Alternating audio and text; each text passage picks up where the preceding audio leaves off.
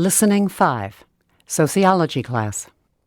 Listen to part of a discussion in a sociology class. The professor is talking about gangs. Last class, I asked you to read some articles about gang activity. We're trying to come up with a definition, so let's just go around the table and share what we found. Tracy, will you begin, please? Okay. Actually, I read a review of the research for sociological studies on gang activity, and I found that gangs have been prevalent for much longer than I'd assumed. I was so surprised. For some reason, I thought that gang activity was a fairly recent phenomenon, but actually, one of the largest studies was carried out by Thrasher in 1936. Good. I'm pleased that you found that. Thrasher's study's a classic research investigation. Can you summarize the findings of the Thrasher study? Sure. First, I should say that the study included more than 1,300 gangs with more than 25,000 members. So, according to Thrasher, a gang is a group that may form spontaneously, but after that, it'll integrate, and that happens through conflict and violence. Over time, a spirit of solidarity and an attachment to a local territory kind of forms. What's most interesting, besides the long history of gangs in the United States, the interesting part, it's the fact that not much has changed over the years. And, yes, gang behavior seems pretty similar, even across cultures. That is interesting. Dr. Jackson, may I go next? I have just a brief comment that seems to fit in here. Please.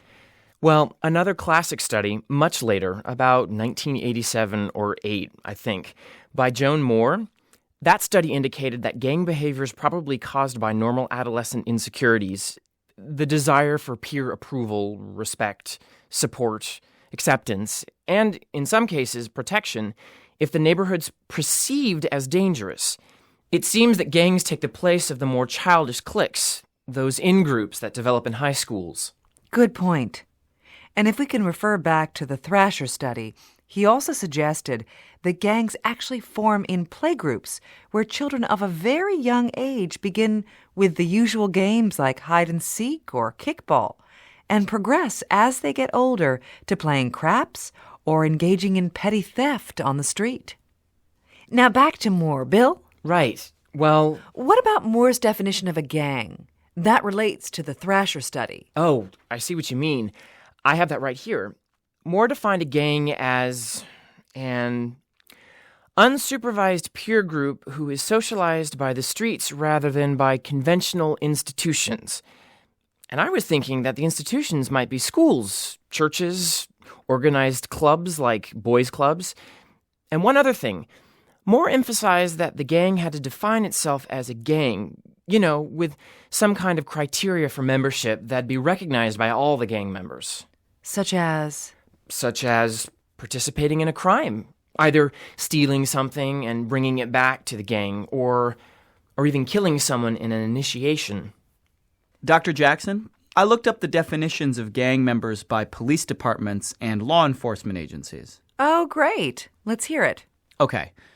Well, according to the California Youth Gang Task Force, for example, a gang member will be recognizable because of gang-related tattoos, clothing, and paraphernalia like scarves and hats that identify a particular gang, and sometimes these are called the colors. So that allows other people to confirm that the people with the colors on, that they have a right to be on the gang's turf.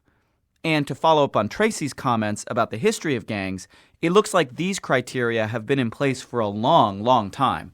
Good job. So far, what I'm hearing refers to gang membership in general. So now let's talk about the ages of gang members. Typically, who belongs to a gang? Well, this was an eye-opener.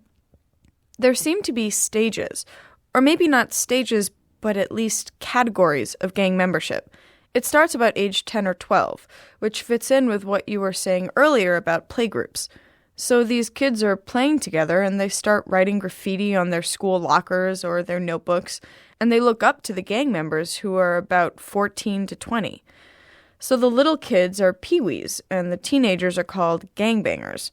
But the members who are 20 to 25 years old, they're the hardcores, And most of the gangs that I read about didn't have very many members over 25 years old. So I would say that, in general, gang membership's for young men. Thanks for your assessment of membership by age. And I'd certainly agree with you. But what about females? Did anyone find any research on their role in gang activity? I did. And there are a few girl gangs. That's what they called them in the references. But I found that females are generally not considered members of the male-dominated gang. They're viewed as more of a support system and an extended social group, friends and girlfriends to party with. That's what I found too. And another interesting thing, maybe this is naive, but I sort of imagined that gang activity was always criminal activity. But according to a study it was James Lasley, he looked at gangs in Los Angeles about 10 years ago. And anyway, he found that they spent a lot of time hanging out, listening to music, drinking beer, and just partying with their girlfriends. And he made another good point.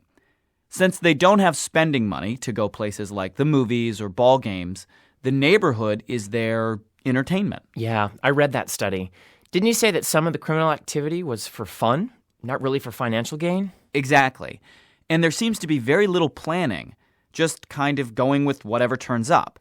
Of course, there are instances of crimes for revenge or honor to maintain the reputation of the gang, but a lot of the time, crimes simply occur while gang members are looking for something to do. 23. How does the professor organize the discussion?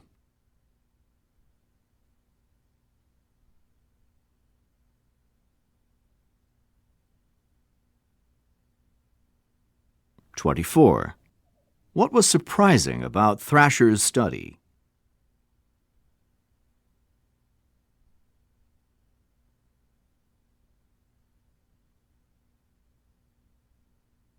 (25) According to the study by Moore, what causes gang activity?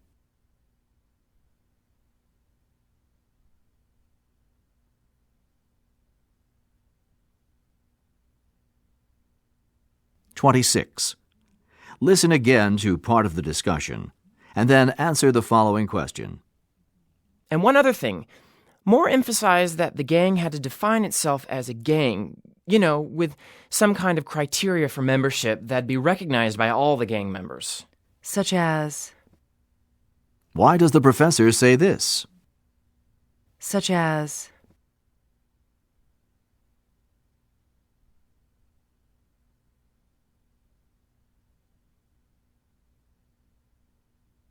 (27) What is the role of women in gangs?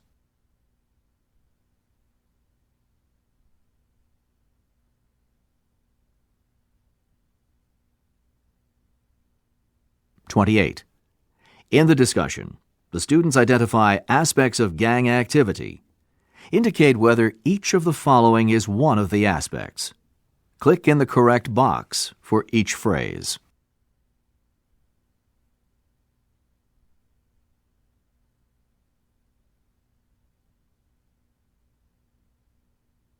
Listening 6. Anthropology class. Listen to part of a discussion in an anthropology class. The professor is talking about totem poles. Some of the largest and most elaborate totem poles are those carved by the Haida people, who live on Queen Charlotte Island about 150 kilometers west of the coast of British Columbia, as well as on the smaller islands along the west coast of Canada. These islands are densely covered with huge red cedar trees that have served for many years as the material for the poles.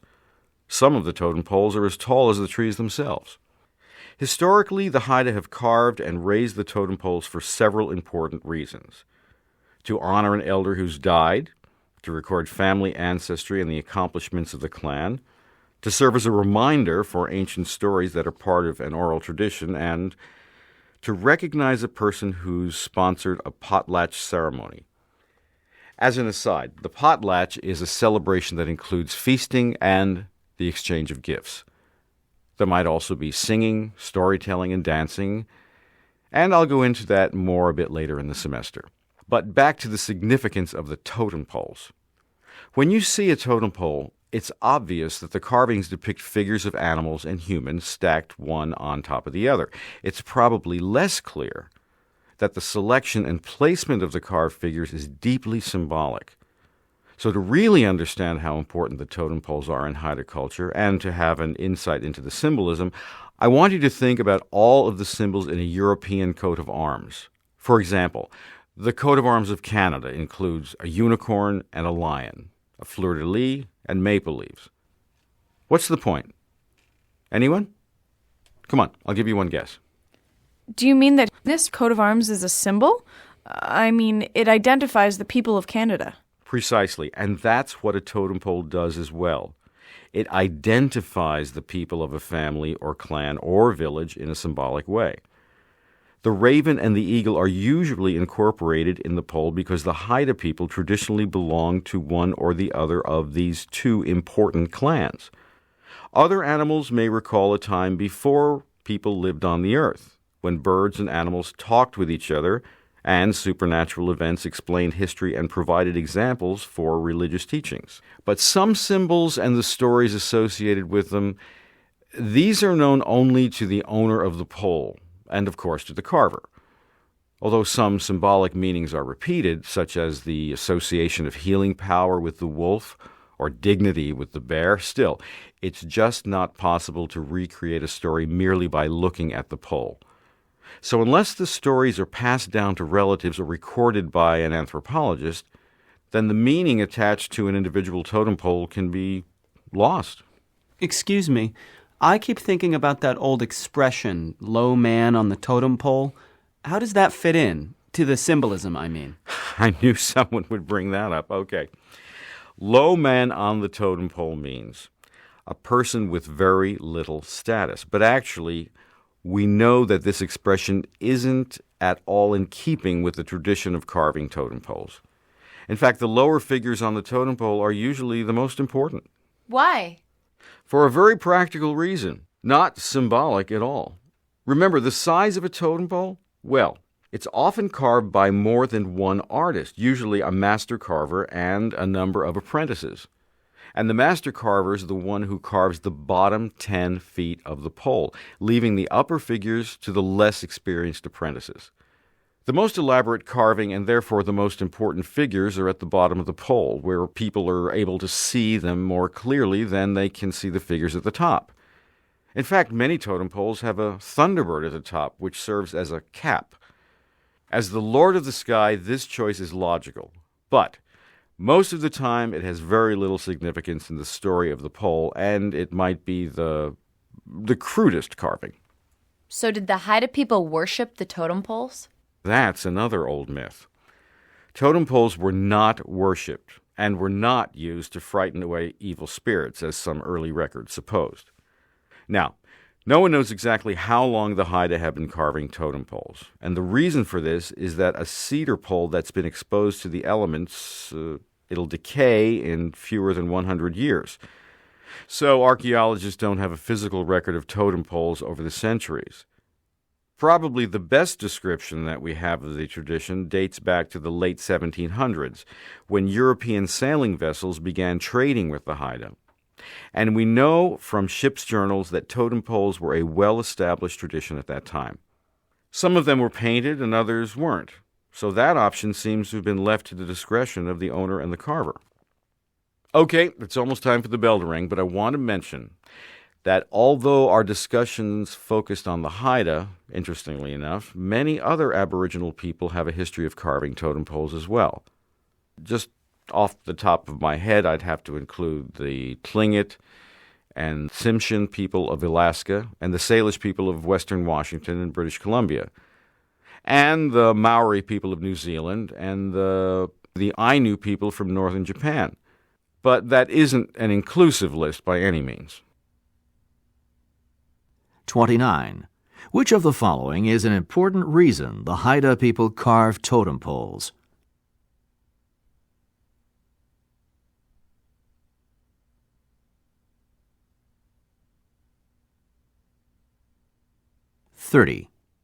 Listen again to part of the discussion, and then answer the following question. As an aside, the potlatch is a celebration that includes feasting and the exchange of gifts. There might also be singing, storytelling, and dancing, and I'll go into that more a bit later in the semester. What does the professor mean when he says this? As an aside, the potlatch is a celebration that includes feasting and the exchange of gifts.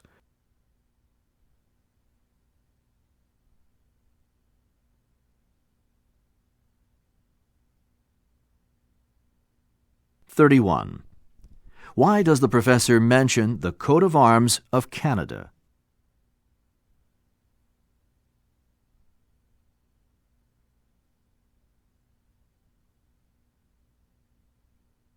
(32) What does the saying, "low man on the totem pole," mean?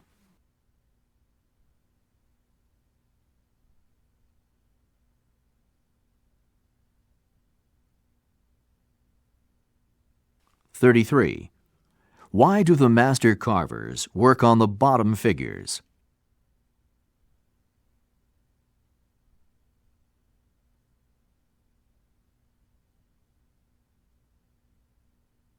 (34) Listen again to part of the discussion, and then answer the following question.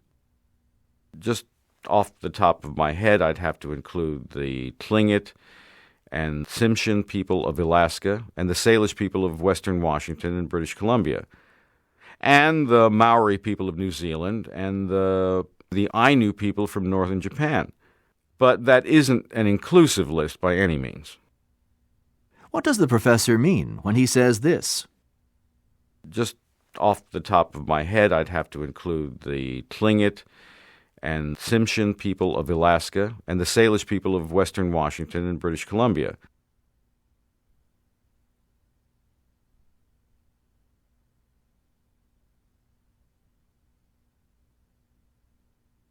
Listening 7. Professor's office. Listen to a conversation in a professor's office. Thanks for seeing me. No problem. What? I'm here. Oh, excuse me. Go ahead. I'm here because, well, I just don't seem to be able to keep up with the assignments. I see. Is that just in my class, or is this a general problem? Oh, no. I'm getting behind in my assignments in all my classes. There's just so much. It's overwhelming. But I came to you because I thought you could give me some advice. Well, I'll try. So how many classes are you taking? 4, which is about average, I think. And what are they?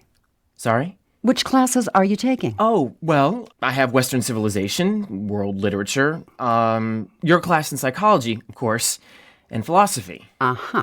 Well, that's the problem. All of your courses are reading-intensive classes.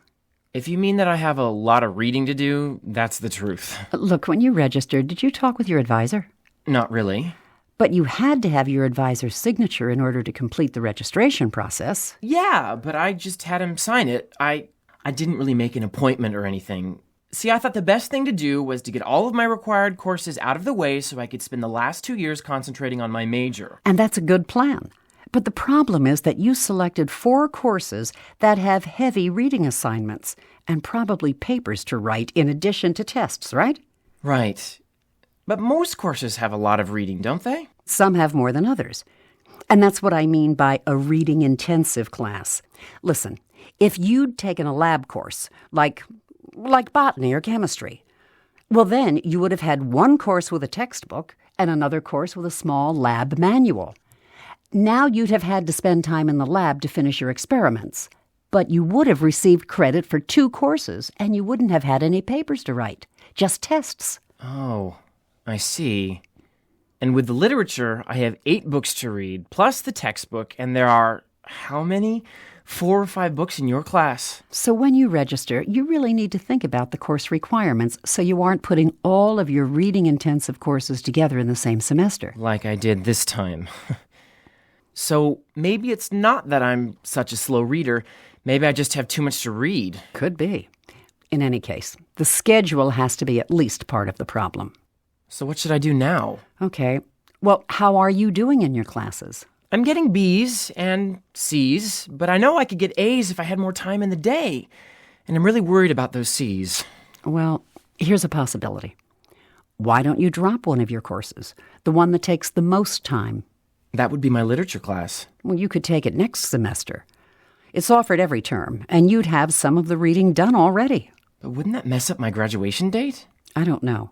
You'd have to check that with your advisor to be sure. But maybe the professor would be upset about my dropping the class. Then next semester when I show up again... You could talk with the professor and explain your plan. But if you decide to do this, you'll need to do it right away because there's a cutoff date for dropping a course. And I think it's the end of this month. I wish I hadn't gotten myself into this. Well, the main thing is to learn from it. So next semester, I could take some reading-intensive courses and some that are less reading-intensive. And you really should see your academic advisor when you're selecting courses next time. To talk, I mean, not just for a signature. 35. Why does the man go to see his professor?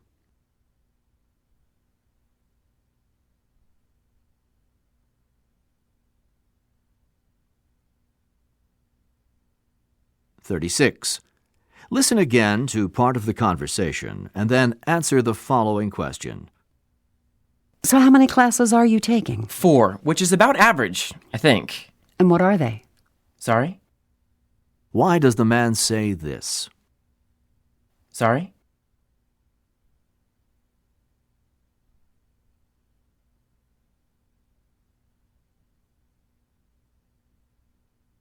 (37) What is the man's problem?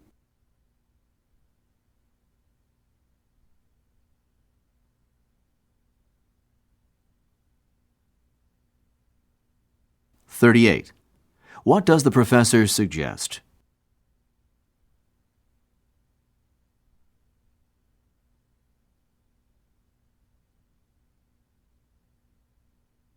(39) What can we infer about the situation?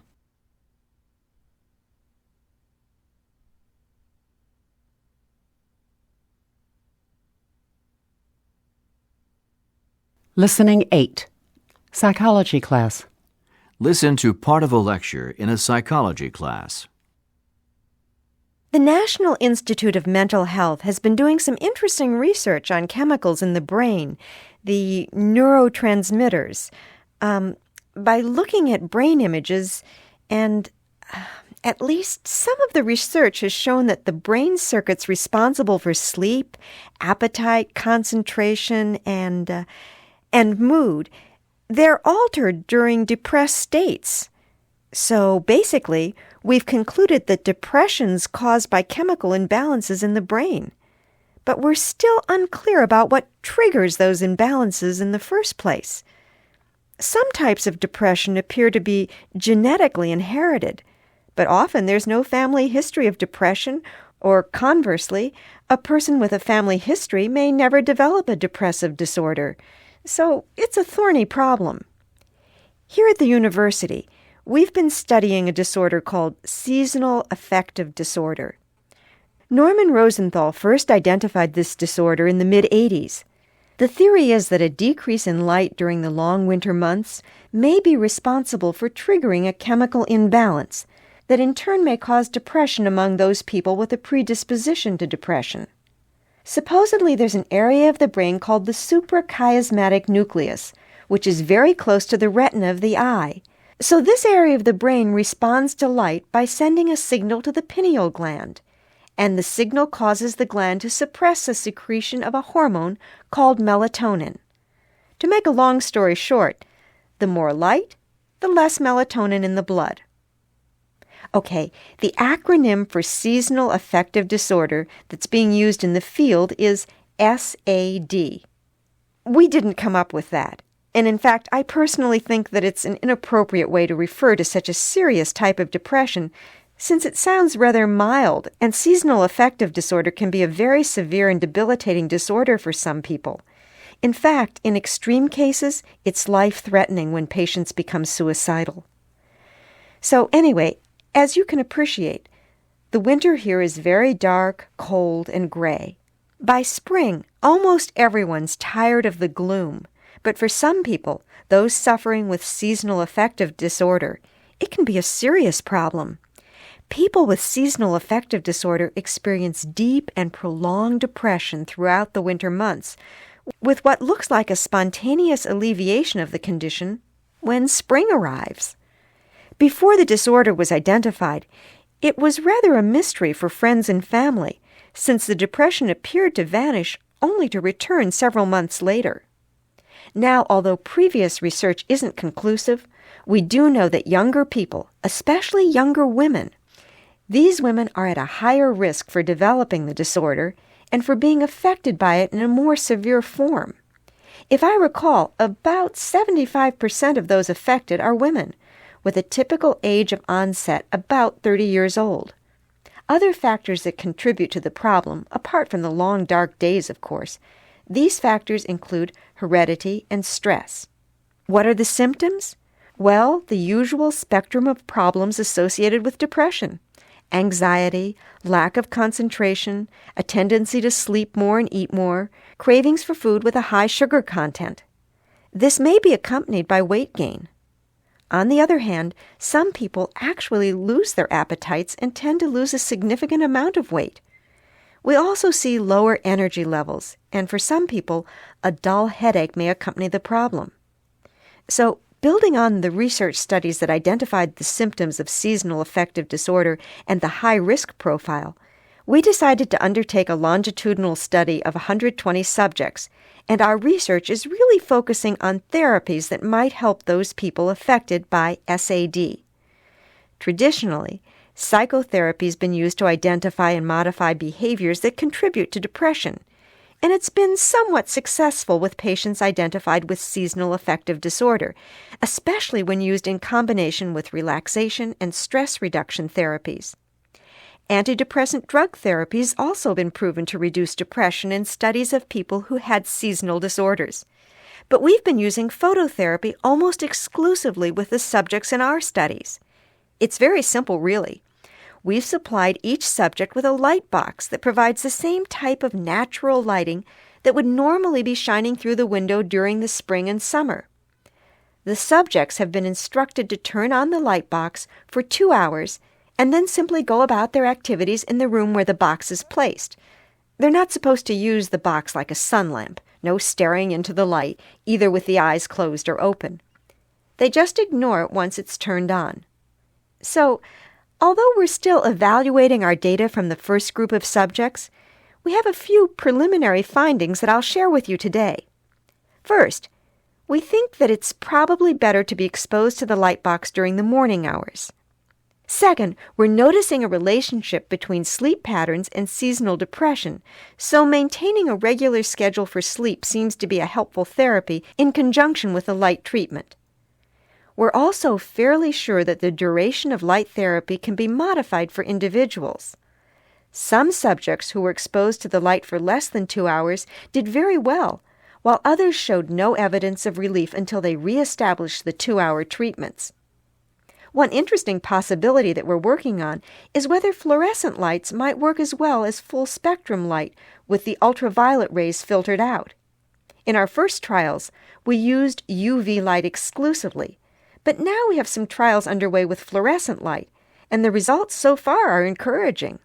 I'm also happy to report that there are few subjects who are experiencing side effects. There's no evidence of eye damage. We've been careful to filter out any potentially damaging UV rays. And in fact, the only negative side effect was minor headache that seemed to disappear after a few treatments. So next semester, we plan to begin the second stage of our studies, and we'll be comparing the degree of depression on the part of subjects undergoing light treatments with control groups who'll receive either drug treatments or psychotherapy.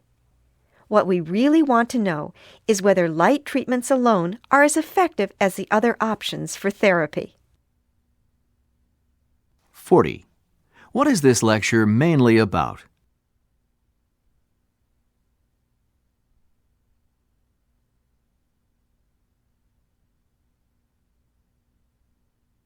(41) What are neurotransmitters?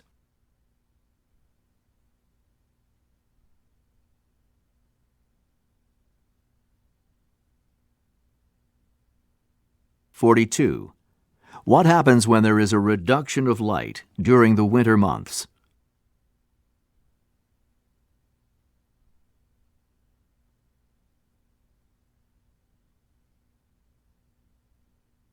(43) Why does the professor think that the acronym SAD is unsuitable?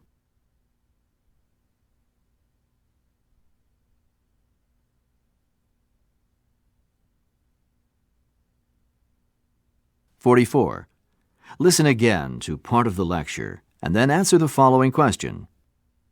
Although previous research isn't conclusive, we do know that younger people, especially younger women, these women are at a higher risk for developing the disorder and for being affected by it in a more severe form. If I recall, about 75% of those affected are women, with a typical age of onset about 30 years old. What does the professor mean when she says this? If I recall, about 75% of those affected are women, with a typical age of onset about 30 years old.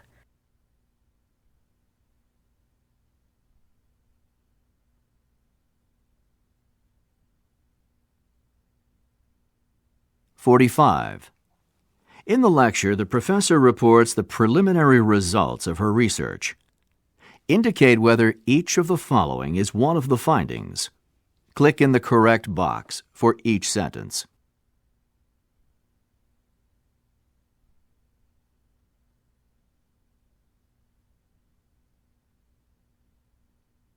Listening 9. Physics class. Listen to part of a discussion in a physics class. Okay, you'll remember that when Einstein was doing his research, the strong and weak forces, they hadn't been identified yet, but still, he had some questions about the two forces that were generally accepted at the time, electromagnetism and gravity. You see, Einstein thought that nature, or rather a theory of nature, a good theory of nature, had to be much simpler, and to use his term, more elegant. So he spent the next 30 years in an effort to arrive at a unified field theory that he assumed that would demonstrate how these two forces were really defined by one underlying principle. So today, and that would be about 60 years later, a group of physicists believe that they are close to finding that principle in something called the theory of everything. That's okay. A lot of other equally distinguished physicists are also laughing at this idea. But anyway, for the first time in the history of our field, we have at least a structure, a framework with the potential to explain every fundamental characteristic of the universe. You see, until fairly recently, we've been conceptualizing the particles, that is, the protons, neutrons, electrons, quarks, and everything else. We've been viewing them as points, very tiny points. But string theory assumes that if we could really take a look at the particles, and that would have to be with technology that we haven't yet discovered, but if we could, then we'd see that the particles aren't points at all, but strings, and these strings are looped back into themselves. Look, think of the strings like a very thin rubber band. Oh, and these strings vibrate. So everything in the universe is made up of the same thing then? It's all a combination of strings? According to the theory, yes. But of course, we see differences. And those differences, they're accounted for because the vibrations of the strings are different. So in physics, you buy into the theory of everything or what? Well, Jim, the choice isn't that clear. Not at all. There are a lot of scientists in between, and by that I mean that they see the theory of everything in a more limited way. They think that string theory, and understand that string theory is incorporated into the theory of everything, that string theory can explain all of the properties of the forces that cause the particles to interact and influence each other. Yes, Ellen, did you have a comment? Well, a question, really. Wouldn't it be true that if you understand everything about I think you called it the fundamental characteristics of the universe? So if you understand that, don't you understand everything? Wait a minute. So that'd mean that we know it all now and there isn't anything else to discover, right? Because everything is physics, Everything's just a reaction between vibrating strings. I see your point, but you might look at it as a starting place to build our knowledge. Dr. Blake, you said that it'd be a structure, didn't you? So we'd have to fill in a lot of information, but we'd have a structure to start with. In my math class, we were talking about string theory because some of the recent advances in mathematics have been possible because of string theory. True enough. And string theory isn't finished by any means. It's evolved from the beginning when we first started to think about it, and the early models that included both open strings and the closed strings that I just described to you, the ones that look like a thin rubber band. And there's a lot of discussion about vibration, or rather various types of vibration. Then there's the possibility of branes, B-R-A-N-E-S, which are kind of like closed strings with a membrane over them. But all of this is theoretical, right? Because we don't have the technology to observe strings, closed or open, and we certainly can't verify that there are brains out there. Sure, but there are some very complex and persuasive mathematical formulas, and they're presented in support of the theories. It isn't like someone's just dreaming this up without calculations. But I don't see why we should accept calculations when some of those calculations require us to think beyond what we can observe. And many physicists would agree with you, Jim. String theory's unverified. Richard Feynman wrote a very interesting book, The Character of Physical Law. And to Feynman, to him, the test of any scientific theory has to be whether the consequences agree with the measurements we take in experiments. Of course, that assumes that the experiment was performed correctly and that the calculations were done without error. But anyway, I think you see the point. So you're saying that string theory requires further developments? What do you think? Well, I tend to be an empirical scientist. I'm a biology major, and I just want to take something into the lab and dissect it. Fair enough. But I'm a physics major, and the idea of a theory of everything appeals to me. I know that we can't observe strings yet, but maybe that's just a problem with the technology, and eventually we may be able to observe strings in the laboratory, or we could find a way to observe strings in a natural setting, and... Come on, it's just conjecture. Well, in fairness, any new theory has to begin as conjecture. But the real question is, can string theory pass through the developmental stages to a point where it can be verified or rejected? And these developments could be in the area of technology, like Ellen suggests, or perhaps they could be new methods of performing calculations and deriving the mathematical predictions. What I'm going to suggest is that we take a look at the website that supplements your textbook. There are videos as well as animations, and it includes a really good history of string theory. But that's not why I want you to see it. I think the site demonstrates where we need to go from here if we're going to pursue an ultimate theory. A theory of everything, if you will. And it's fairly objective, so it should provide us with some interesting data for both sides of the debate. 46. What is the discussion mainly about?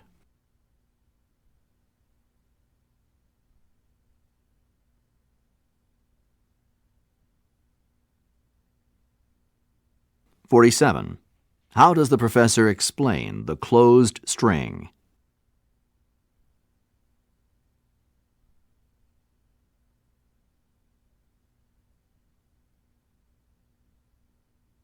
(48) Listen again to part of the discussion and then answer the following question. Why does the professor say this?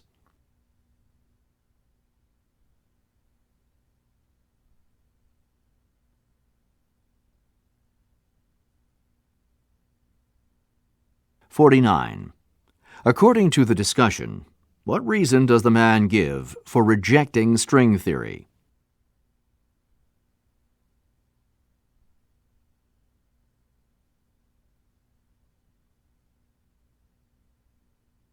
(50) What can be inferred about the students?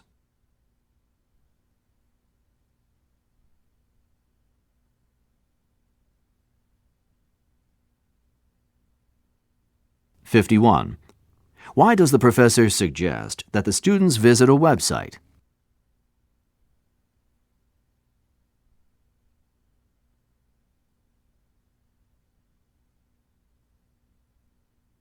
Model Test 7, Speaking Section. The speaking section tests your ability to communicate in English in an academic setting. During the test, you will be presented with 6 speaking questions. The questions ask for a response to a single question, a conversation, a talk, or a lecture. You may take notes as you listen, but notes are not graded. You may use your notes to answer the questions. Some of the questions ask for a response to a reading passage and a talk or a lecture. The reading passages and the questions are written, but most of the directions will be spoken. Your speaking will be evaluated on both the fluency of the language and the accuracy of the content. You will have 15 to 20 seconds to prepare and 45 to 60 seconds to respond to each question. Typically, a good response will require all of the response time, but the answer will be complete by the end of the response time. The time for the speaking section is about 20 minutes. A clock on the screen will show you how much time you have to prepare your answer and how much time you have to record it. Number 1. Listen for a question about a familiar topic. After you hear the question, you have 15 seconds to prepare and 45 seconds to record your answer. Think about a book that you have enjoyed reading. Why did you like it? What was especially interesting about the book? Use specific details and examples to support your response. Please prepare your answer after the beep.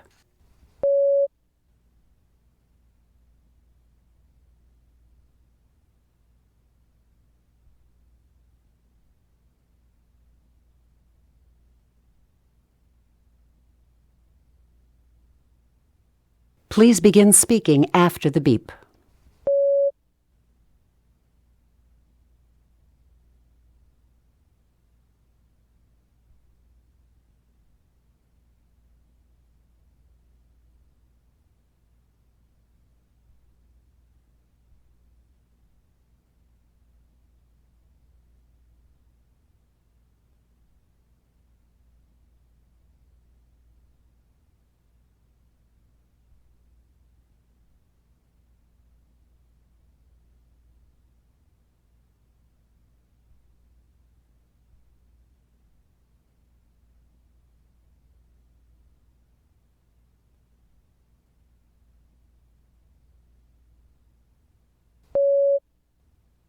Number 2. Listen for a question that asks your opinion about a familiar topic. After you hear the question, you have 15 seconds to prepare and 45 seconds to record your answer. Some people think that it is better to travel as part of a tour group when they are visiting a foreign country. Other people prefer to make their own travel plans so that they can travel independently. Which approach do you think is better, and why? Use specific reasons and examples to support your opinion. Please prepare your answer after the beep.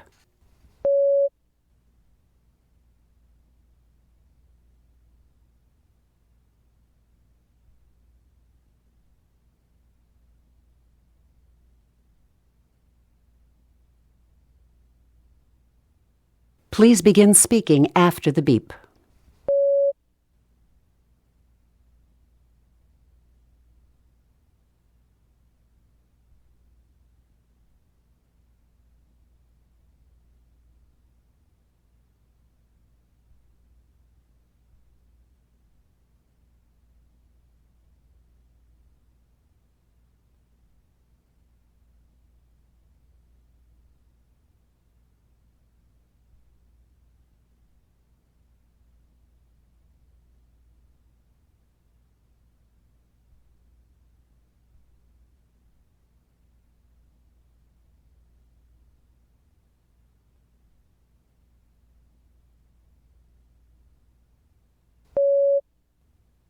Number 3. Read a short passage and listen to a talk on the same topic. Then listen for a question about them. After you hear the question, you have 30 seconds to prepare and 60 seconds to record your answer. A public meeting is planned to discuss alternatives for renovating the original building on campus. Read the notice from the college newspaper printed on page 495. You have 45 seconds to complete it. Please begin reading now.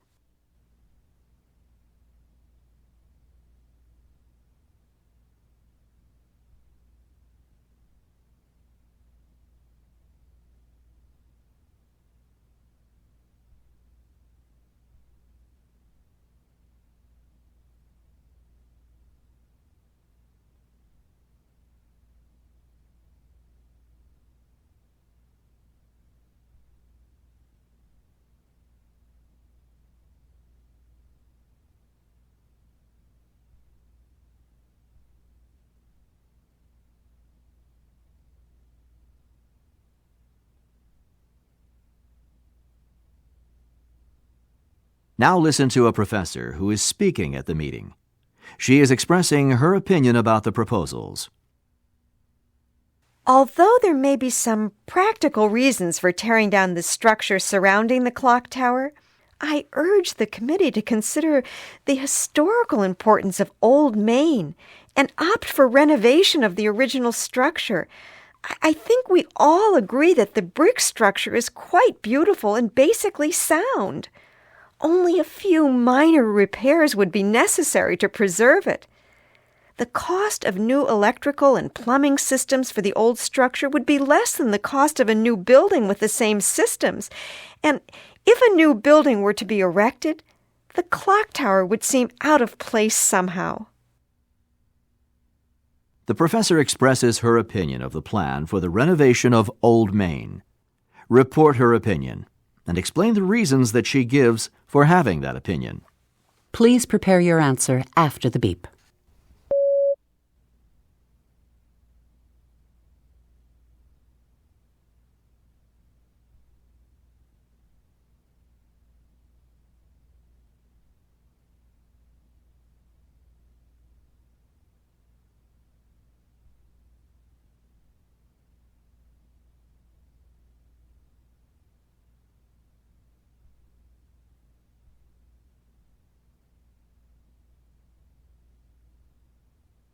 Please begin speaking after the beep.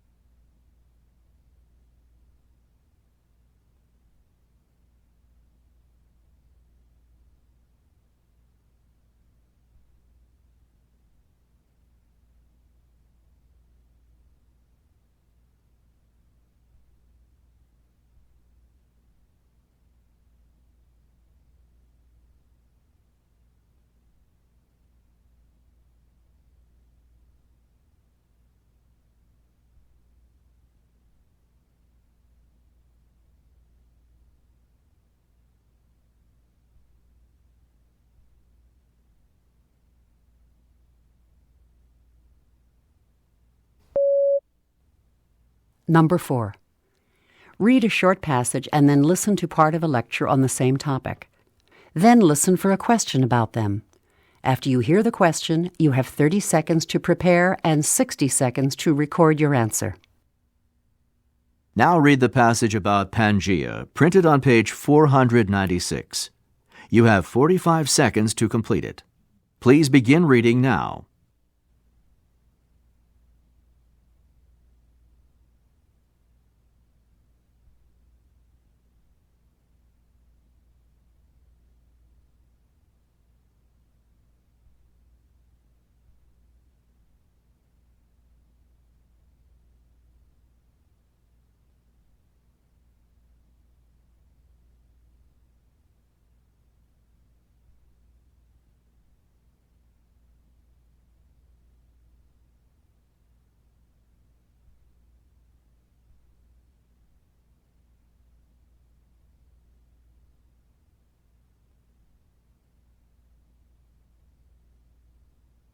Now listen to part of a lecture in a geography class.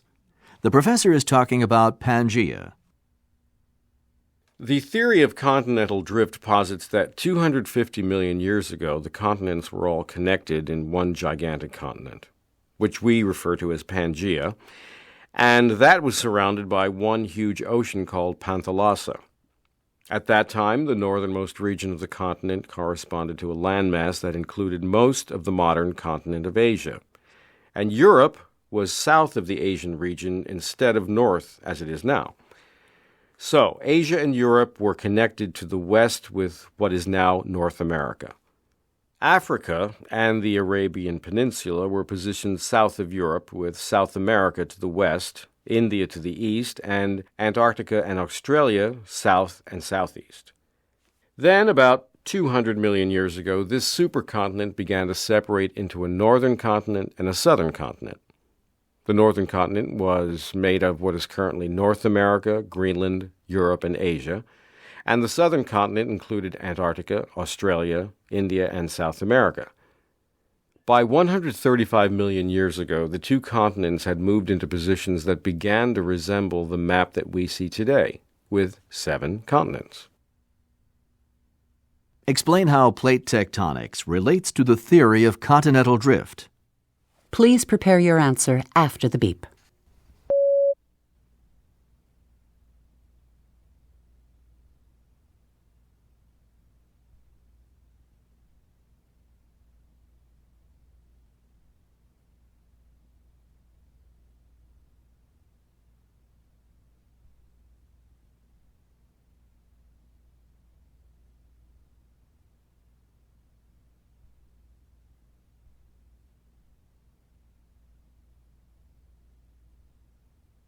Please begin speaking after the beep.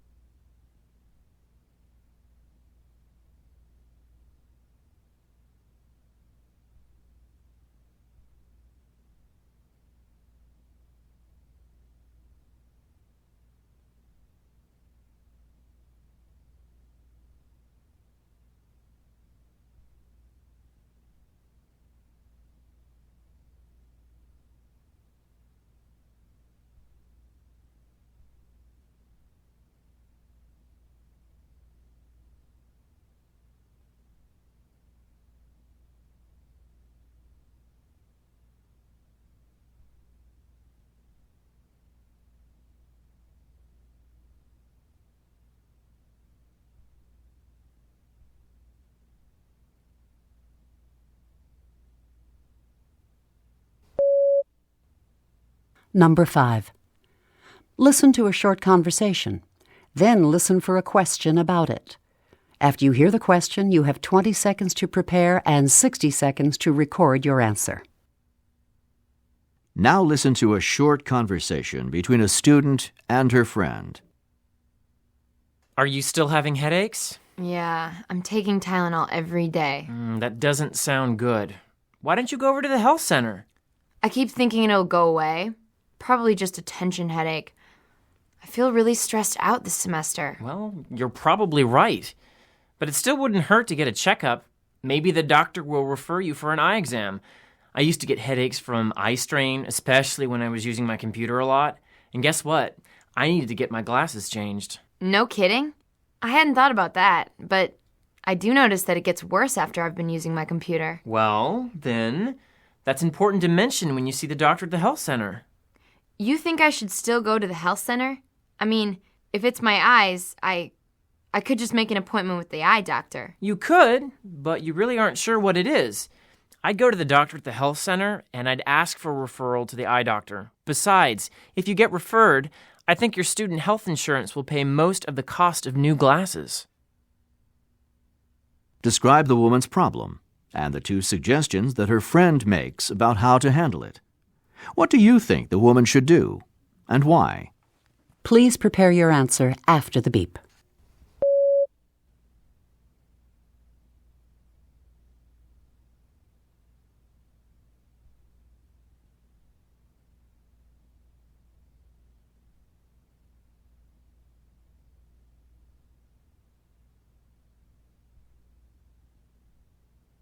Please begin speaking after the beep.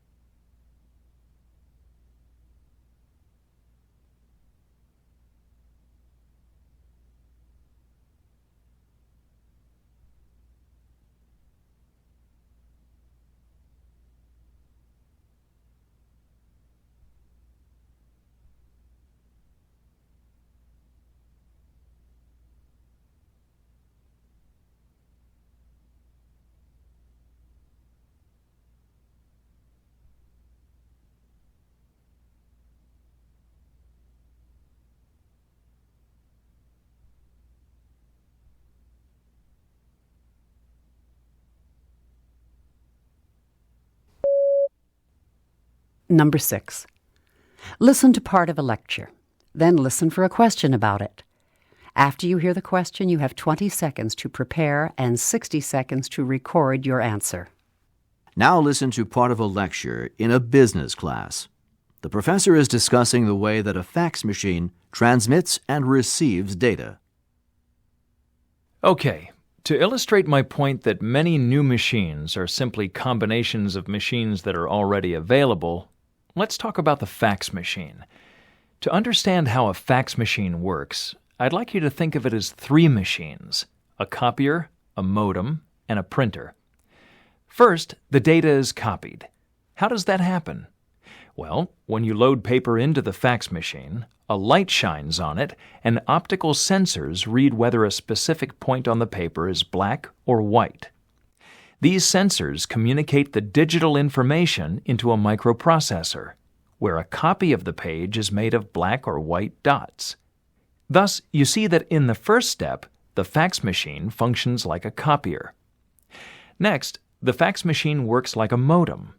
Remember, a modem takes a black and white image and converts this digital data into an analog signal, that is, electronic impulses that can be sent over a phone line.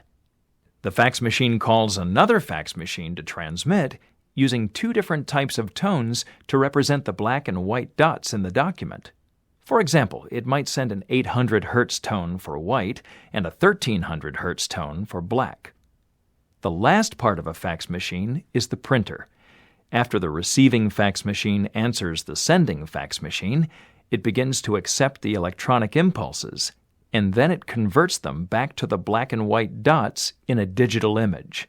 Finally, it prints the image out on paper just like any other printer. Using the main points and examples from the lecture, describe the 3 parts of a fax machine, and then explain how the fax process works. Please prepare your answer after the beep.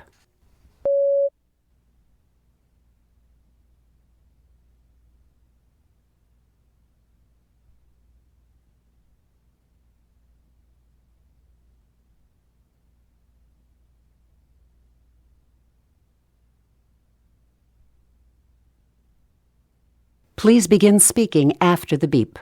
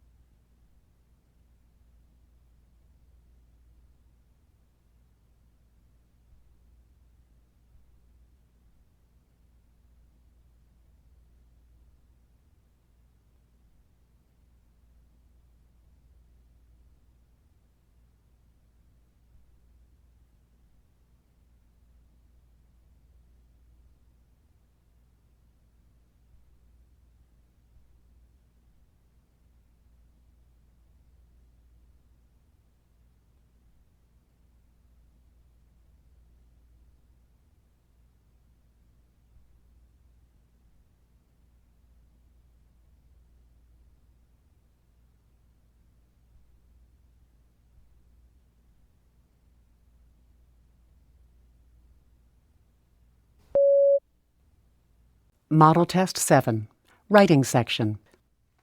First, read the passage on page 499 and take notes.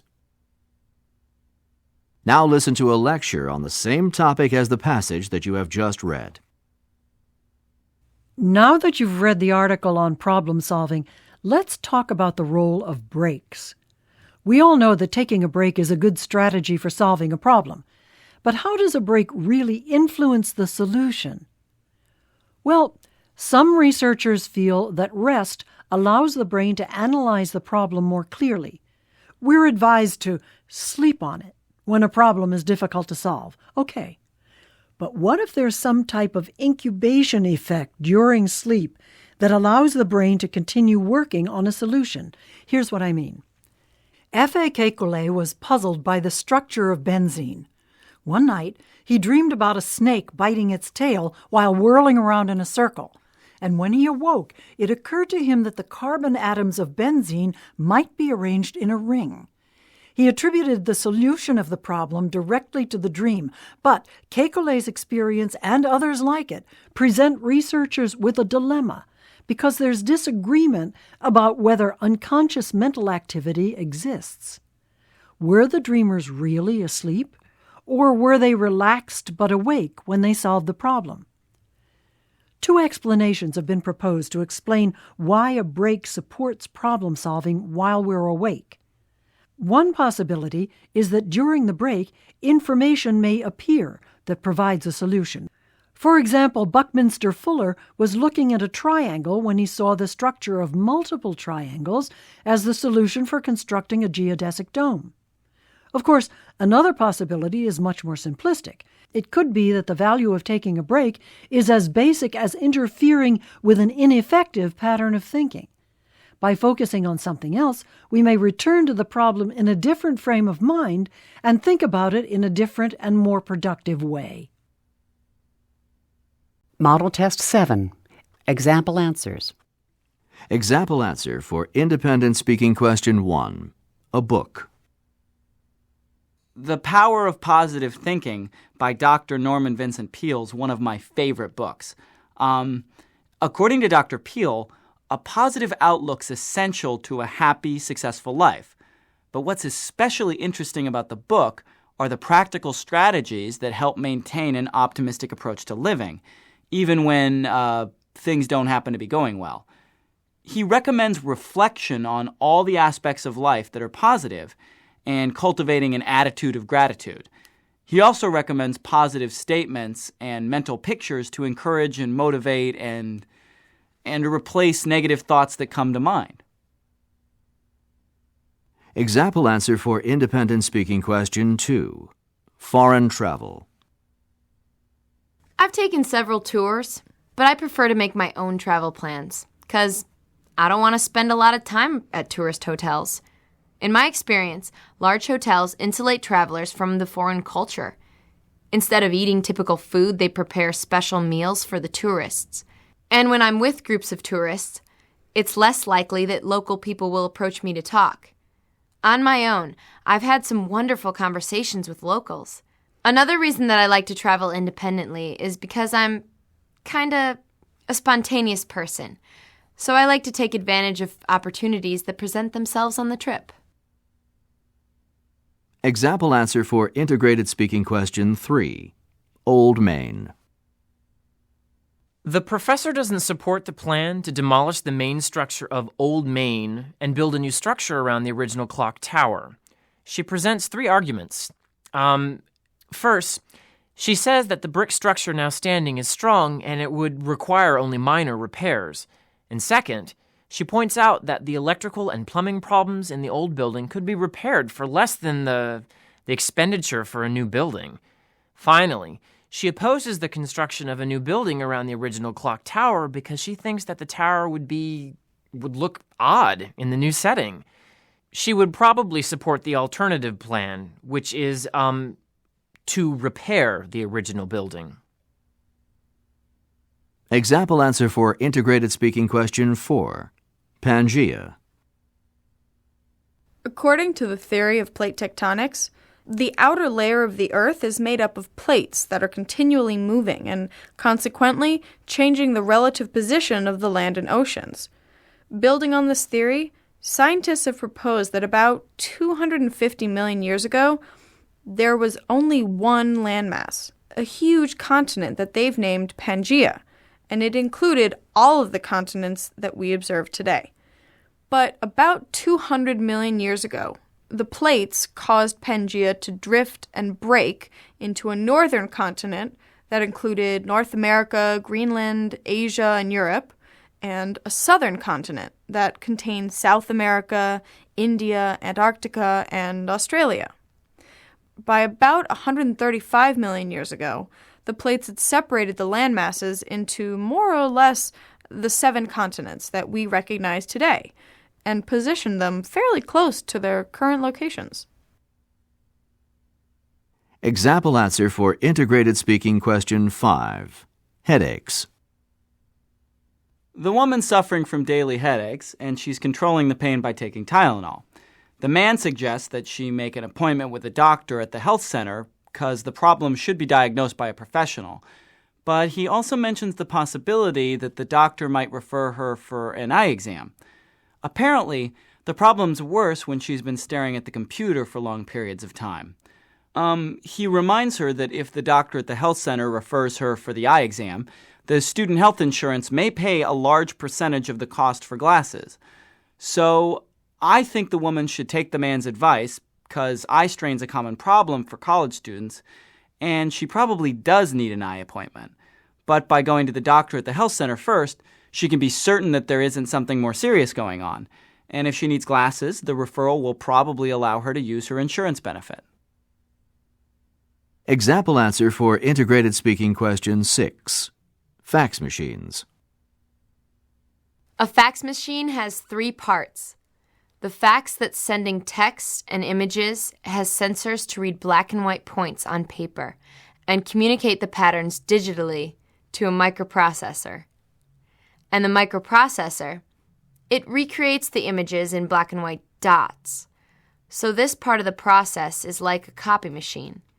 So then the digital information, the image in black and white dots, it's converted into an analog signal that's made up of electronic impulses.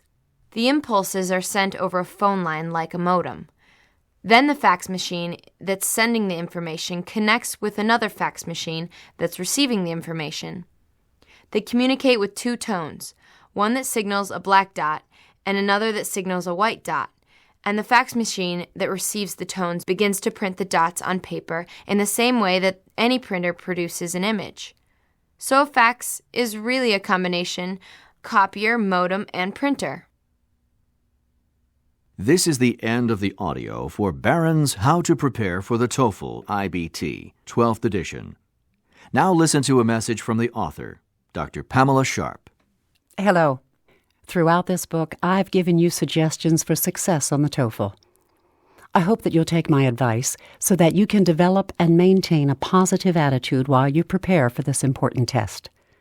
Here is the affirmation that I asked you to repeat. Now, repeat it with me. I know more today than I did yesterday. I am preparing. I will succeed.